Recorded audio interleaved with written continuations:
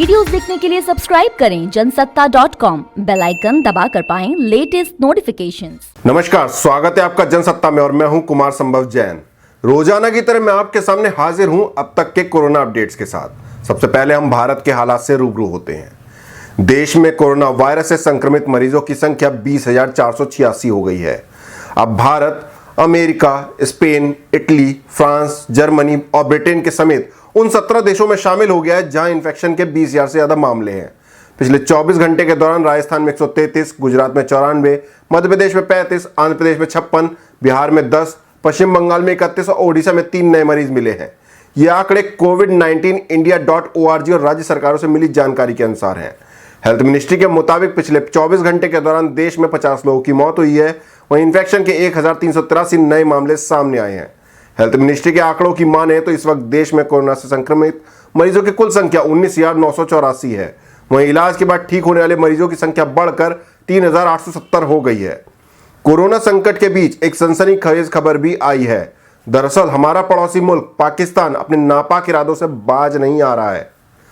वो लगातार सीमा पर फायरिंग कर रहा है। इसके बाद वो भारत में कोरोना वायरस फैलाने की भी साजिश कर रहा है।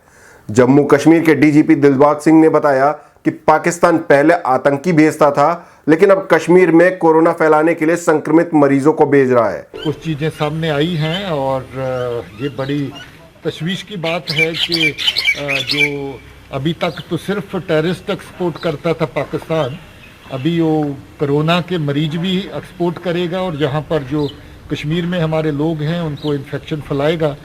ये एक बात है जिसके ऊपर हर तरह का एहतियात करने की, एहतियात बरतने की ज़रूरत है और ये तशवीश की बात है।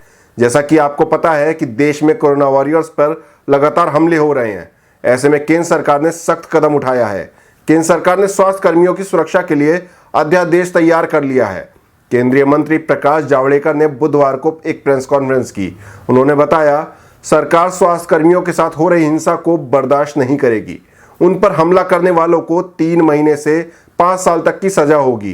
वहीं गंभीर हमले पर 6 महीने से 7 साल तक की सजा का प्रावधान किया गया है। इसके अलावा 50,000 से 2 लाख तक के जुर्माने का भी नियम बनाया गया है। इस तरह का अपराध पूरी तरह गैर जमानती होगा। वहीं स्वास्थ्य कर्मियों का 50 लाख रुपए का बीमा भी होगा। आरोग्य कर्मियों के खिलाफ कोई हिंसा या हैरेसमेंट अब बर्दाश्त नहीं होगी और इसलिए उनको पूरा संरक्षण देने वाला एक अध्यादेश आज लागू करने का फैसला हुआ है और राष्ट्रपति जी के हस्ताक्षर के बाद वो तत्काल प्रभाव से लागू होगा। महामारी के संकट से जूझने वाले योद्धाओं को देश जब उन्हें सलाम कर रहा है, कुछ लोग उन पर हमले कर रहे हैं, कुछ लोग उन्हें संक्रमण फैलाने वाले समझ रहे हैं और ऐसी हिंसा या त्रासदी नहीं चलेगी, यह देखना पूरे समाज का और इसलिए सरकार का काम है। इसलिए जो महामारी बीमारी कानून था, एपिडेमिक डिसीजेस एक्ट 1897, बहुत पुराना कानून है। उस कानून के तहत 123 साल पहले वाला कानून है। उस कानून के तहत उसमें बदलाव करके यह अध्यादेश लागू करने का निर्णय आज मंत्रिमंडल ने किया है। अब यह होगा कि इस तरह का अपराध ये कॉग्निजेबल भी होगा और नॉन बेलेबल होगा। ये संज्ञान भी लिया जाएगा, संज्ञान योग्य भी होगा और जमानत न मिलने वाला होगा। 30 दिन में इसकी इन्वेस्टिगेशन पूरी होगी। सीनियर इंस्पेक्टर के लेवल पे ही इन्वेस्टिगेशन होगी और 1 साल में फैसला आएगा और सजा भी कड़ी सजा का प्रावधान किया है। 3 महीने से 5 साल सजा हो सकती है अगर इन पर हमले हुए या कोई नुकसान किया, और 50,000 से 2 लाख रुपए तक का जुर्माना देना पड़ सकता है। 50,000 से 2 लाख रुपया केसेस के ग्रेविटी पर तय होता है। और अगर बहुत गंभीर हमला है, गंभीर इंजरी हुई है, तो 6 महीने से 7 साल तक सजा का प्रोविजन है, 6 मंथ टू 7 इयर्स। और ऐसे केसेस में जो जुर्माना है वो 1 लाख से 5 लाख तक है। उधर लखनऊ में इस्लामिक सेंटर ऑफ इंडिया ने रमजान के महीने में लोगों को घरों में रहकर रोजे, तरावीह और इफ्तार करने की अपील की है। साथ ही ये भी कहा है कि जो लोग मस्जिद में रह रहे हैं वो भी सोशल डिस्टेंसिंग का पालन करें।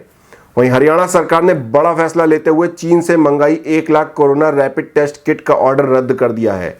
हरियाणा ने अब साउथ कोरिया की कंपनी को ऑर्डर दे दिया है।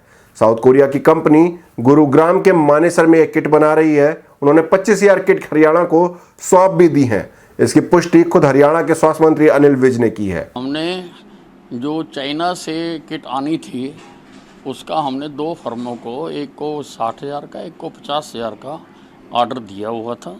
हमने वो कैंसिल करके हमने ये साउथ कोरिया की कंपनी है मनेसर में, हमने उसको 1 लाख किट का ऑर्डर प्लेस किया है और उसमें से 25,000 किट उन्होंने हमें दे भी दी हैं और बहुत सस्ती हैं, लगभग आधे रेट पर है चाइना की किट से। हरियाणा में जो कोरोना योद्धा हैं वो बहुत अच्छे ढंग से अपनी भूमिका अदा कर रहे हैं। यही कारण है कि हरियाणा आज सारे देश में कोरोना ठीक होने में सबसे आगे है।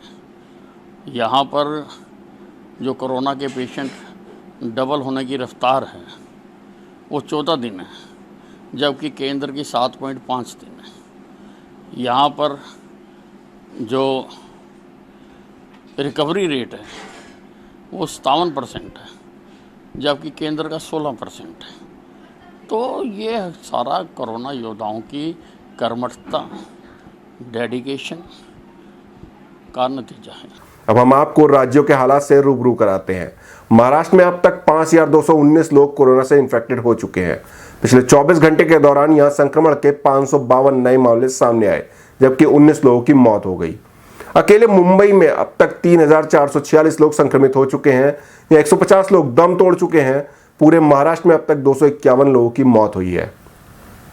मध्य प्रदेश में इन्फेक्टेड मरीजों का आंकड़ा 1,552 पहुंच गया है। यहाँ पिछले 24 घंटे में 35 नए कोरोना मरीजों की पुष्टि हुई। वहीं मरने वालों की संख्या 80 हो गई है। राजस्थान में 1,868 लोग संक्रमित हैं। पिछले 24 घंटे में यहाँ 133 नए मरीज मिले। राज्य में अब तक 328 मरीज ठीक हो चुके हैं, जबकि 27 की मौत हुई है। उत्तर प्रदेश में भी कोरोना के केस बढ़ते जा रहे हैं। यहाँ अब तक 1,337 लोग इन्फेक्टेड हो चुके हैं। वहीं 21 लोगों ने अपनी जान गंवा दी है। दिल्ली में 2,156 लोग संक्रमित हैं।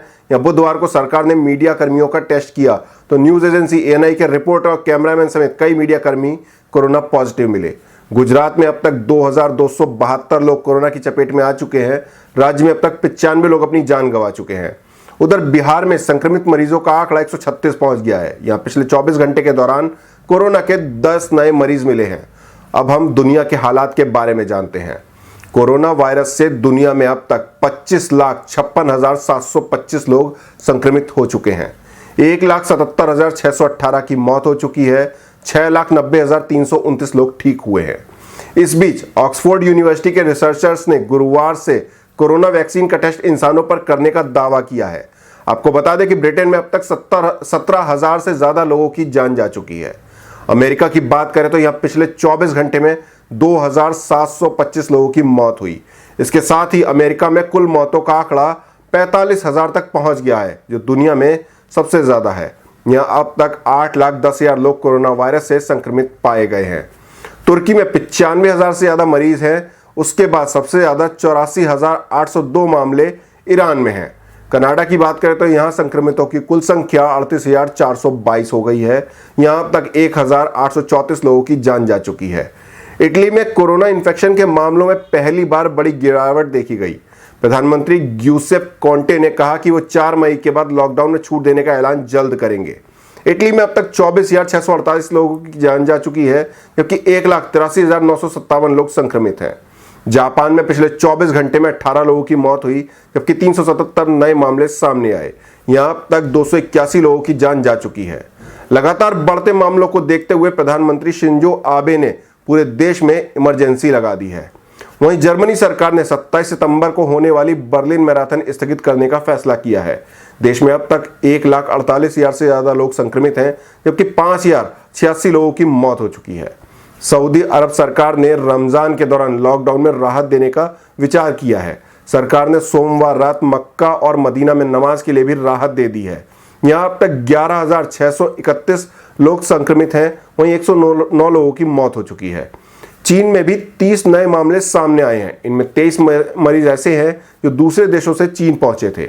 रूस की राजधानी मॉस्को में पिछले 24 घंटे में 28 लोगों की मौत हो गई। यहां मरने वालों का आंकड़ा बढ़कर 261 पहुंच गया है। मॉस्को में कोरोना के 29,430 मामलों की पुष्टि हो चुकी है। ब्राजील में पिछले 24 घंटे में 166 लोगों की मौत हुई है, जबकि 2,500 नए केस सामने आए हैं। यहां मरने वालों का आंकड़ा 2,741 पहुंच चुका है। पाकिस्तान में अब तक 10,072 लोग इन्फेक्टेड हुए हैं, वहीं 212 लोगों की मौत हुई है। पाकिस्तान में सबसे बड़ा संकट प्रधानमंत्री इमरान खान को लेकर है। दरअसल आज उनका कोरोना टेस्ट किया गया। फिलहाल उनकी रिपोर्ट नहीं आई है। हालांकि मीडिया रिपोर्ट्स में दावा किया जा रहा है कि इमरान की रिपोर्ट नेगेटिव है। आपको बता दें कि इमरान खान ने ईदी फाउंडेशन के चेयरमैन फैसल ईदी से मुलाकात की थी। इसके बाद फैसल कोरोना पॉजिटिव पाए गए थे। ये थे अब तक के कोरोना अपडेट्स। कोरोना वायरस के बारे में हर जानकारी पाने के लिए बने रहिए जनसत्ता के साथ।